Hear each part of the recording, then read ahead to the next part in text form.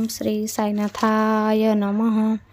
आजिर साई संदेश रे बाबा कहउचंती, मोर प्रिय संतान, जीए केहि भी तुम संस्पर्श रे आसंती तथा जीवजंतु ओ मनीष सेमानकर तुम सहित पुराणा संपर्क अछि।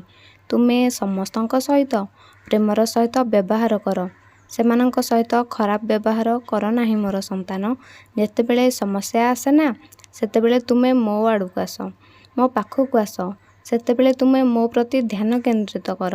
सही समय रे तुमे मोर साई नाम को जप करी कार्य को जारी रख।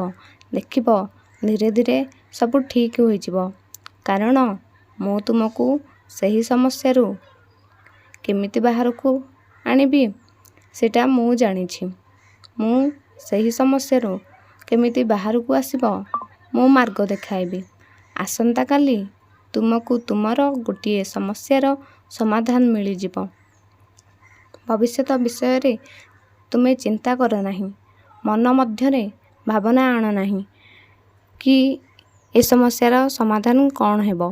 प्रार्थना जारी रख मोर संतान, कारण प्रार्थना रे बहुत शक्ति अछि। प्रार्थना करिबा द्वारा तुम भाग्य मध्य बदली जाय पारे।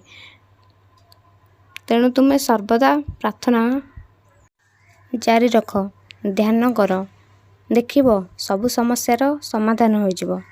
खुशी रे रुह, खूब आशीर्वाद करछि। ओम श्री साईनाथाय नमः।